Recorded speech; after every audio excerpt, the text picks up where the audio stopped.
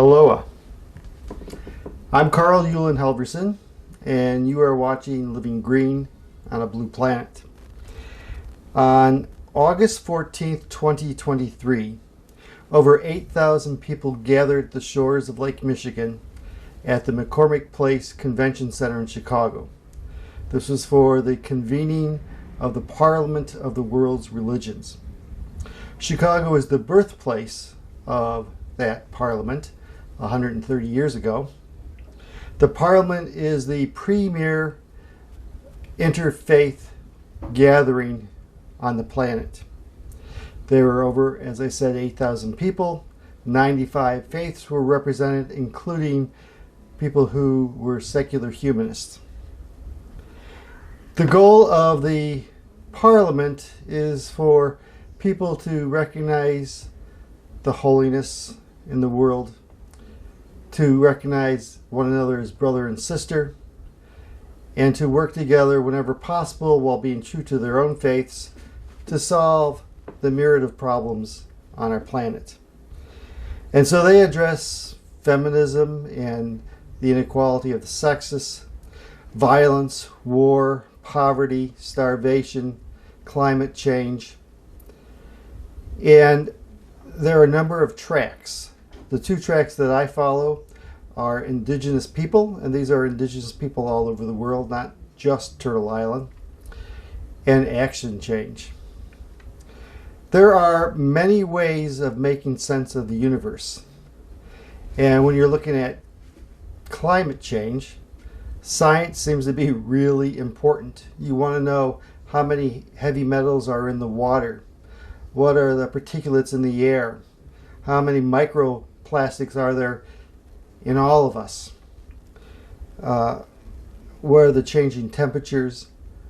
What species are next for extinction? So science is important because it's the Parliament of the World's Religion. Religion becomes important. How do we use our traditions, our faith, our wisdom teachings to treat one another with respect, to care for our brothers and sisters on the earth who are not human, to care for the planet. But there are other ways of making sense of the universe, and one of the ways is through the arts. And so when I attended the first Parliament of the World's Religions in 2015 at Salt Lake City, when I first walked into the Salt Palace where it was being held, I noticed the Tibetan monks who were making the sand mandalas meticulously, and there were dancers all over the place, some doing cultural dances and dances of joy, some doing prayer and movements like the Sufis doing the whirling dervish type prayer. There was music all over, including sacred concerts, but there was also the concrete art, the sculpture and the paintings. And I think of this in the way Franciscans talk about sacramental living. And when they say that, they don't mean the 7 sacraments, that's really important to them, but they also mean sacrament with a small s. That part of sacramental living is helping us know what we know. That there are miracles all about us. The miracle that we walk, we're bipedal, and others fly and others swim. That some breathe air and some breathe air through the water. All of these miracles that take place, but we become satiated. They seem ordinary to us when in fact they're not. And so one of the ways to make that sacramental, to make that known in a moment, is through the arts, where we focus our senses on a painting, a photograph, a sculpture, something we can touch or look at. This is at all the parliaments, and it's powerful. And so while I interviewed lots of people and learned about agencies and went to summits about the Amazon, I also paid attention to the arts. Like, I was drawn to them. That's not a pun. And at McCormick Place, the Great Hall had a whole section that was art by other religions. There was a whole Zoroastrian wall of art. In the center, though, was a 2 two-sided installation. If you look at one side, you'd say it was a mural, but it's painted on two sides. And this was from Hawaii. And the exercise was to gather 6 artists and have them draw pain, their pain, the pain of colonization, the pain of rape and starvation and losing your language and your religion, and then painting over the pain. And they found is that they could paint over it quite easily. But 2 of the young artists said, we're not done yet, there's still pain. So they went to the other side and painted the pain. But what they had was the healing leaking through from the first side. And the healing that came through was the healing of traditions, religion, the spirits, the gods, the community, lifting one another up, holding one another. This became important because I had just come back 2 weeks ago from the Protecting Mother Earth conference in North Carolina. And there was a gathering of First Nation peoples from all over Turtle Island. And many of the elders had grown up in residential schools. They were not allowed to dance and sing their songs or speak their language.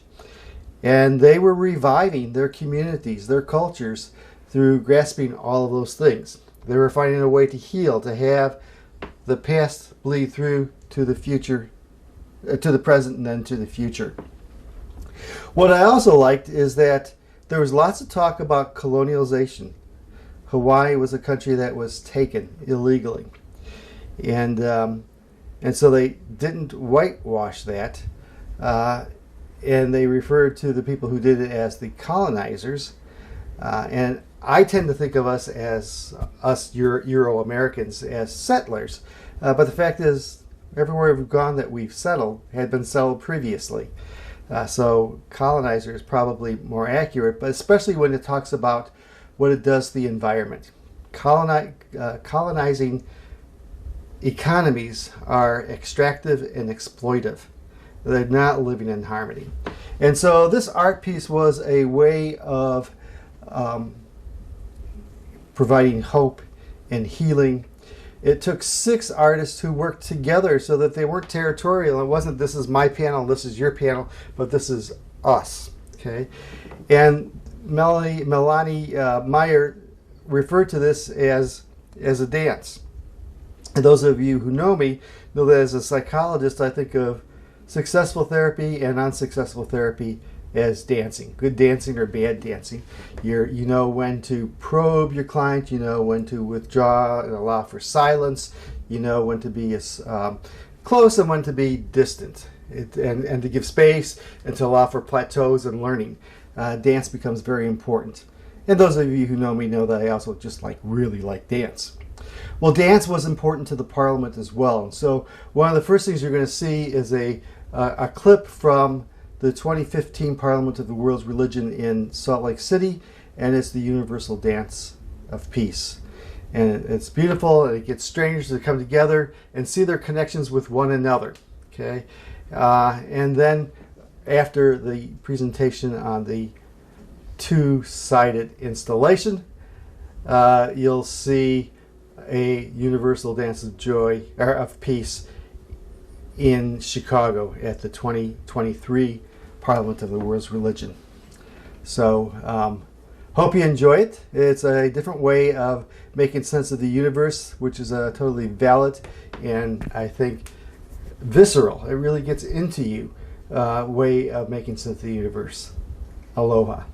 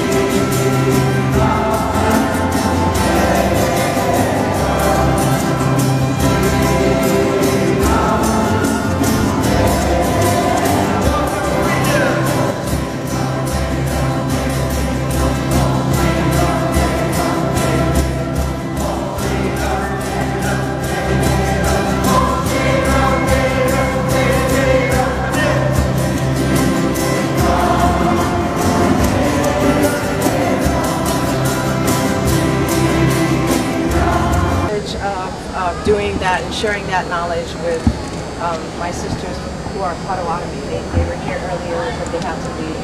But I'm just going to share Pule with you because I feel like I'm very far away from home, but not, because we're all of spirit as we are.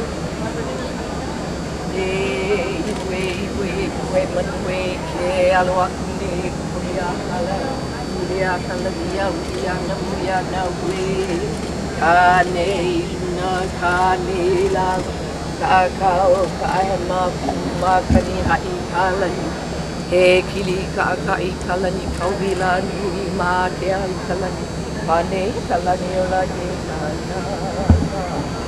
o mai kaluea kai kamana ia e ka huluala o wahala wali o ka hiwai huai ka wolelo e li ka mai a mama wano just asking for the wisdom of all of our traditions to come together so that we can be inspired and courageous and just continually ask for guidance. And it's all in this piece here, which was a privilege to do. There's a great story about this work. I invited 5 of my dear friends who are painters, and they had an assignment for a week to do this work. The assignment was to paint away the egg. I thought, do that? You know, it might be great. So under this painting is another piece, like the other side. And they put up that paint as quickly as that. And the next day it disappeared because nobody wanted to see it on the canvas. But when we were done with this canvas on this side, what ended up happening is 2 of the younger in the group wanted to see the paint again. I said, oh no, what does that mean? So in a magical, extraordinary moment, they said, we're going to paint the other side. So then all of a sudden it's not a mural, it's a double-sided installation because we're not done with the paint yet. So after I explain the mo'olelo, the stories of this side, we will go over to the paint side and we'll talk about the paint because it was a profound moment when I understood it wasn't Hawaiian paint, it's universal paint. Because I was, you know, we tend to think about our own pains as guarded, as ours, possessive, when in fact this is a work about collaboration. And 6 of us, very diverse styles, we did both of these pieces, just to give you an idea. So it does look fluid as if one person painted. So let me start here on the right. We orient from Asia, so this is why we're starting on the right. This is the kumulipo. This is our creation chant, the coral polyps. This is our tradition and our protocols of old. This is our brother, Haloa Nakalau Kapalili. Beautiful plant is kalo. So if you did more study of Hawaiian culture and history, you would know who he is and how important he is, which is why we're part of the land. And Aina, what is Aina for anybody who knows? The land, the earth. That's what the surface meaning of Aina is. The real meaning, the deep meaning for Aina is that which feeds you. Ai is to eat, Aina. So it's so profound because what it does, it just confirms that the earth is our mother and indeed we should care for her. So that the land is here. These are kupuna or elder images and they are with us all. They're here hanging out in Chicago of all places. And this is represents what to everyone? Peace, but importantly spirit, as above, so below. Freedom, ea, spirit, all of those things. So this is really the most important. And when you go to get Western trained, the last thing you're supposed to put is in the middle because that's the most obvious. But for me, because it's the most obvious and the most important, spirit is here, the Manuoku, who helps us navigate the world. So spirit is front and center. These are our traditions. Our traditions are held in our umeke, which is what this is. This is a protocol of salt. We have waters, we have food, we have our language that is being reborn and revitalized because it was banned. We, by the way, are still occupied by the U.S. illegally, so it's important that you all know that. I know it's a hard thing to really get your head around, but it's true. And this is, these are our prayers. So this is an altar that we offer to the land, to the leaders, but most importantly to God. And that is empty because those are our prayers that we offer in the form of kites. So we didn't have a contemporary vocabulary for that, but that is indeed what I thought was a good idea. So anyway, as we come this way, this is my grandson, the first of 4, and I'm so grateful to be able to say he's an extraordinary being. So he's come to heal us all, as in our family. Usually our leaders have feathered capes. This is a cape of innovation, so these are flags. This is an elder hand, as in my hand as a kupuna, holding an unformed image. I've done 8 of these murals in different places in the United Arab Emirates. It just got back from the Middle East. This mural was in Round Home. It was there for 6 months, so it's a privilege and an honor for me to represent our larger community and the faith traditions and protocols that we have there. So we're going to go to the other side, because that's the side that is my revelation in terms of healing, because the pain was returned on this other side. And the revelation for the other side is that the healing of our stories, bringing our stories forth, is what you will experience with the green teal, the colors on the other side. One of the artists, as we were working, I said, didn't you get the memo? It's supposed to be about pain. And he laughed and said, Kumu, which is teacher, you asked us to bring the healing from this side of the mural into the other side. And that's why we have to educate each other. We have to stand in truth. We have to be for each other in allyship. And I am with you all here, as you are here, as we stand together. And the pain side on the other side is really remarkable, because I was the one that painted with these 3 others, and 5 others. And I said to myself, well, this is ours. And I thought, why do we want to keep this? I do not want to keep this for the next generations. I want to okie it, which is to get rid of it. So the exciting part about that is when we go around, you'll see, well, let's go around and see what's on the other side. So you can appreciate how extraordinary it is that there are 2 sides to this mural, because murals typically have one side. The installation is meant to offer us another vision besides this. This is the side of historical and cultural trauma.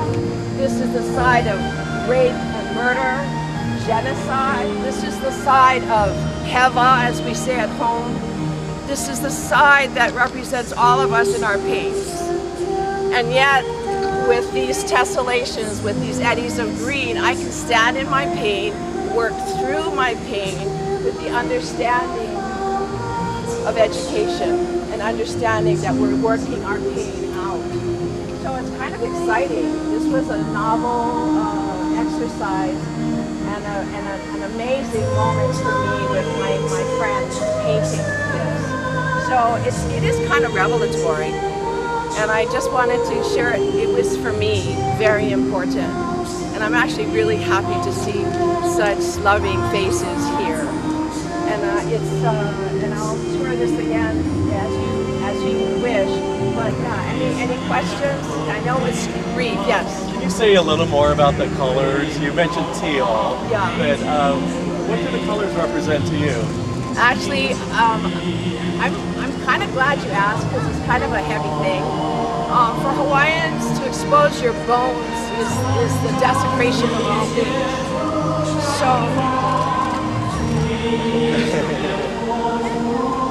So normally people don't ask that question.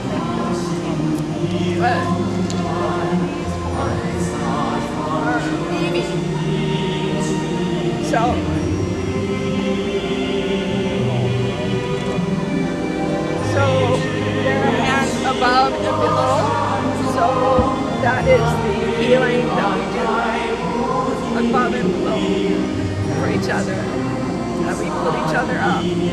find each other.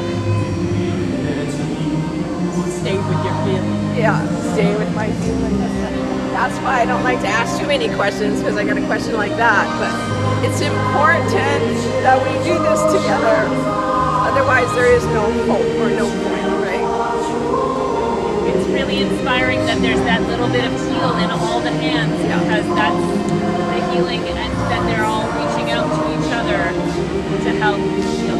What's great is I got to put green on every single one of those hands. And that's the privilege of working and being in charge of something. You can do whatever the heck you want to. So that was something very important for me. So I'm excited because it says what I can't say in words. I'm an artist. I don't need to have to talk. So I'm hoping that this says things for me. So, and it's 10 years old, finished, and it's traveled to heal, do healing in Australia, Aotearoa with our doctors, our kauka, and then it was invited to Sharjah, to the Middle East, this beginning of the year. So it's been having a merry old time, and it's happy to be here.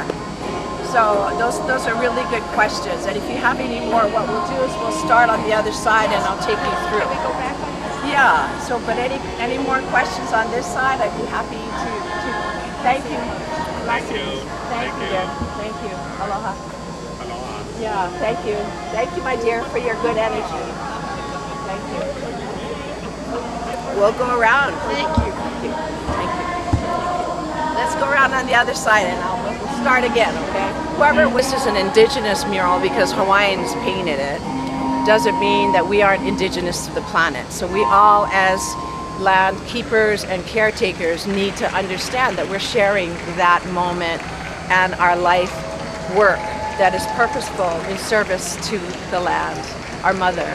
And actually Aina is what this represents all the way down here. Aina is what typically people think of as land. But for Hawaiians, the real meaning of Aina is ai, that which feeds you, Aina. So it's really not land, it's actually that which feeds you. And who feeds you? Your mother. So that's why we have a very deep connection as our indigenous brothers and sisters all over the world. So that's really important, sister. So I honor that and honor all the work that we all do in allyship, because I really believe in that. And the way this project started was the challenge was to paint away pain. And that's indeed what happened. Under this mural is another painting. And we planned on it, and then I thought it was going to take us a week to get rid of the pain, but they got rid of the pain the evening of the first night, and then I said, well, what are we going to do about this now? We're going to tell our stories. So this side is all about our mo'olelo, about spirit. This is also our creation mythology. You don't need another 20 yards to tell about our creation mythology that is 2,200 lines long. It's incredible to hear. This is the kumulipo. This is mo'olelo that has to do with our traditions of past. What is this, guy? Do you know? And it is taro. It is kalo. And his name is Haloa Nakalau Kapalili. Taro of the quivering leaf. He is our brother. He is our progenitor. So if you understand 600 generations ago, he is still growing 800 generations. And they have the genealogy from the Kumulipo to prove it. The orality of the people is extraordinary. Our beloved ancestors. These are our ancestors here. The Kupuna, the Aumakua, Na Poea Pau, Ikava Mamua. This is spirit, of course. I'm going to put spirit, we're going to put spirit front and center, because that is what motivates us. That is first and foremost and last in our day also. So can I name the artists too? Al Lagunero, Kahi Ching, Harinani Orm, Solomon Enos, and me and Saul, Carl, Kahi, Al, and Harinani and myself. So it's an exciting thing to think that 6 people could have done this side, the same 6 that did the other side. So it goes to show you what dancing and process looks like. Collaboration is very difficult if you don't believe that you can be part of a group. So we dance the process here. So the process is not magic other than alchemical. So that's all I can say. Things are done in a week's time. So, and I'm part of a halal, and my teacher is Keola Lake and Halemakua, and I have many, many teachers in different traditions, in the Buddhist tradition, in the Hindu tradition, in the Catholic Christian tradition. So I kind of am a walking around, person who believes, and I found out, surprise, spirit is all one and the same. It's like, how can you divide the sun? You really can't. So it's exciting for me because I just get to tell you guys what I really believe in. And my beloved artist friends, these are our traditions. They were also moon forms before, but when we started painting, I said, there's nothing to hold our traditions. These are umeke, these are calabashes. So out went the moons, and in came these bowls to hold our protocols, our food, our language, that is in the process of being revived. So I'm a student of my Olelo Hawaii, always a student. My mother wasn't allowed to speak the language either. So we have all of that to heal from, which is why it's so important to have the other side, because I can still talk and work through my pain. This is exciting because it holds our languages and protocols, our stories, our mo'olelo. It holds our sacred waters. And then I didn't have an image for protocols in terms of offerings to the land, to our leaders, and this is to Keakua, Nakiniakua, to the gods. So I kind of invented this little lupe as a talk, as a pule, as a prayer to spirit. So it's really exciting for that reason. And these are pu'olo offerings as well. And then this is my first grandson. Okay, but he's actually Swedish, Irish, English, German, French, and Hawaiian. So he's a lot fairer than I am, but I just wanted to give him a suntan, okay? This also is a cape because our ali'i class is also one that wears feathers of beautiful birds, but this is a cape of innovation, so these are flags. And this is what working in collaboration is all about. You get all these great ideas, so that's the exciting part. This is unusual because this is a kupuna hand, this is an elder hand, this is my hand holding an unformed image. So what that is a marker for is that this image is meant to continue. Yeah, so it's really exciting for that reason. And then when we were finished, the young ones, the two artists who are 20, 30 years younger than the old elders of us, or two of us that are much older, they said, we're not done with the pain yet. So then I went, oh my goodness, what does that mean? It means we have to paint the other side and paint again. So I just want to let you know, the intention also from my Buddhist friends is that we circumambulate this experience. So that is important because this mural is sung to. It has been at schools, it has been in biennials, it has been in medical programs. It is sung to, so anybody who has a song, you want to sing a song of gratitude, this also has been chanted to by little children. So this beloved mural actually has been ho'omana, it has built its own power.